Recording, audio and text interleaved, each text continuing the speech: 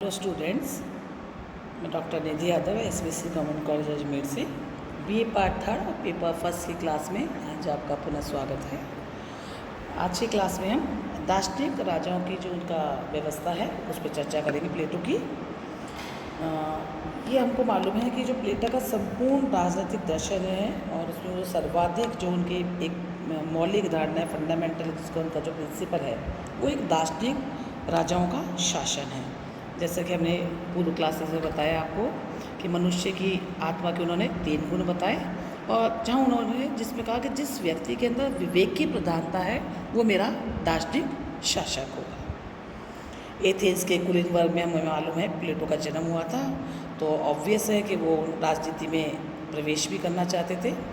लेकिन तात्कालिक जो उस समय के राजनीतिक समाज में जो बुराइयाँ वो देख रहे थे उससे वो राजनीति से उनको एक अलगाव सा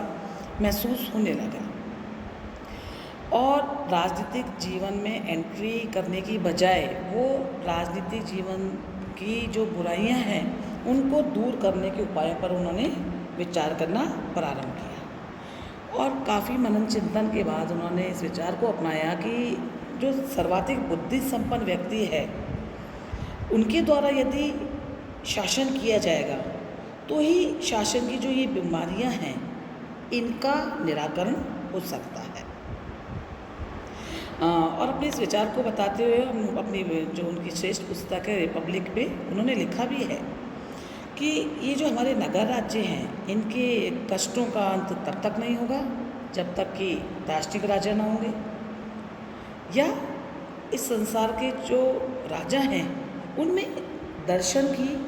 भावना नहीं होगी। तो इस संबंध में अगर हम देखें तो लगता है कि जो प्लेटो की विचारधारा है प्लेटो की वो सुकरात जो उनके गुरु हैं उनके इस विश्वास पर के अनुकूल हमको लगती है कि जहाँ जब सुकरात कहते हैं कि दर्शन ही आत्मा की देखभाल की कला है, कि दर्शन ही वो माध्यम है जिसके माध्यम से व्यक्ति अपने आत्मा में झांक सकता है और ऐसा व्यक्ति ही श्रेष्ठ शासक बन सकता है। प्लेटो के दार्शनिक शासक की जो उसकी संकल्पना है उसका हम अध्ययन करते हैं तो कुछ विशेषताएं दृष्टिगोचर होती हैं। पहली बात, प्लेटो कहता है कि जो दार्शनिक राजा है वो सामान्यतः एक ही दार्शनिक राजा का शासन स्थापित करने के वो पक्ष में है, किंतु उसका ये विचार भी है कि यदि किसी राज्य में दार्शनिक राजा नहीं शासक नहीं मिल रहा है लेकिन उसके समान ही अगर किसी व्यक्ति में शिक्षा, चरित्र श्रेष्ठता, दूरदर्शिता दिखाई देती है, वो व्यक्ति बुद्धि संपन्न है, तो ऐसे व्यक्ति को के साथ दार्शनिक राजा को उसको अपने साथ मिला लेना चाहिए और शासन का संचालन करना चाहिए।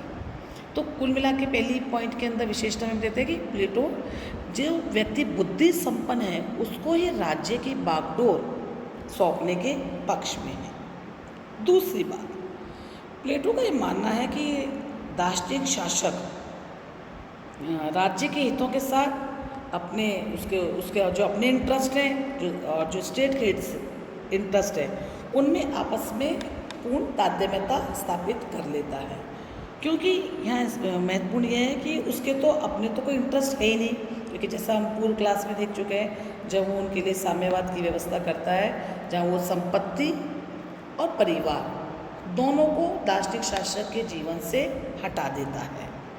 जब उसके पास संपत्ति नहीं है, कंचन नहीं है, कामिनी नहीं है, दोनों ही उसके पास में है ना, जो दोनों ही उसके अंदर दुर्गुणता उत्पन्न करते हैं या उसको सोसाइटी से दूर करते हैं, ऐसी कोई व्यवस्था जब वो अपने शासकों को पहले ही दूर कर देता है तो ऑब्वियस है कि अब उसके अपने तो कोई इंटरेस्ट है नहीं, तो वो संपूर्ण सोसाइटी जो है उसके हितों को ही ध्यान में रखता है। अब उसकी जो अपनी जो तृष्णा है या उसकी जो भी उसकी अपनी लालसा है वो उससे वो पार हो चुका था और वह यहाँ पे वो सत्यम शिवम और सुंदरम का जो वास्तविक वो जो प्रतिमान है तो उसको अपना दार्शनिक शासक उस प्रकार से दिखाई देता है जिसने सत्य को प्राप्त या सच्चे ज्ञान को प्राप्त कर लिया है। यहाँ एक इम्पोर्टेंट बात और है कि प्लेटो का जो ये दार्शनिक शासक की जो उसकी व्यवस्था है, उसमें दार्शनिक शासक को शासन करने की असीमित शक्ति प्राप्त है। यानी कि ये जो शासक है ये कानून, परंपरा, पब्लिक ओपिनियन, जनमत और इसके किसी के भी अधीन नहीं है। हाँ, ये जरूर है कि वह अपने दार्शनिक शासक को अंतिम निरंकुश असीमित शक्तियाँ नहीं देता है। वो कुछ उन पे 4 नियम उसने विशेष बताए या प्रतिबंध लगाए हैं ताकि उसका जो शासक है वो निरंकुश न बन सके। और ये 4 प्रतिबंध, पहली बात वो कहता है कि दार्शनिक शासक को इस बात का ध्यान रखना चाहिए कि सोसाइटी के अंदर या स्टेट के अंदर बहुत ज़्यादा असमानताएं धन और संपत्ति को लेकर के न हों, क्योंकि जब सोसाइटी के अंदर जो जिनके पास है और जिनके पास नहीं है, हैव्स और हैव्स नॉट के बीच में जब ज़्यादा गैप होगा सोसाइटी में, तो अनेक प्रकार की विषमताएं सोसाइटी में उत्पन्न होती हैं। तो पहली सलाह वो अपने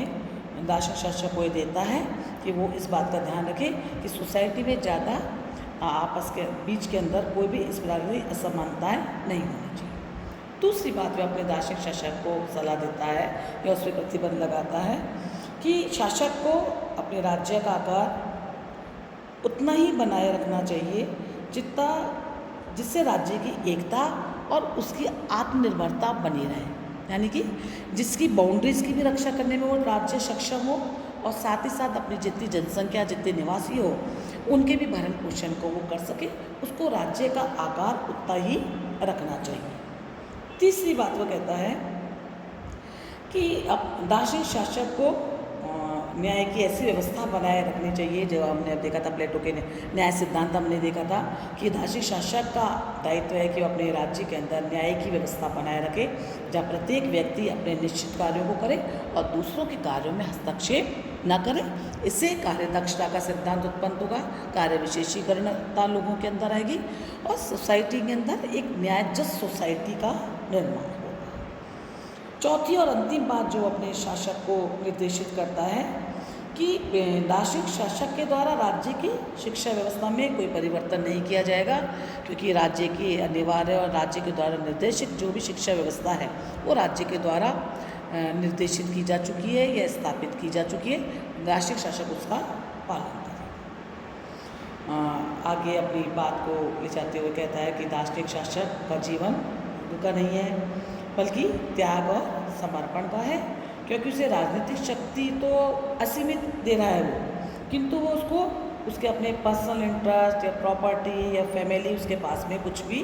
नहीं हो। जब हम प्लेटो के इस दार्शनिक शासक के सिद्धांत को देखते हैं कि जहाँ वो शासक जिसके पास में अपना परिवार नहीं है, जिसके पास अपनी व्यक्तिगत संपत्ति नहीं है और उस राज्य के भलाई के लिए, समाज की भलाई के लिए वो अपना सर्वस्व जीवन लगाएगा, तो कहीं ना कहीं हमारे दिमाग में ये बात आती है कि प्लेटो का जो ये दार्शनिक शासन की जो ये व्यवस्था है वो क्या वास्तव में अपने को एक वास्तविकता का जामा वो उसको पहना पाता है या उसकी एक आदर्श कल्पना ही ये उसकी रह जाती है। आगे की क्लास में हम इस पर चर्चा करेंगे। धन्यवाद।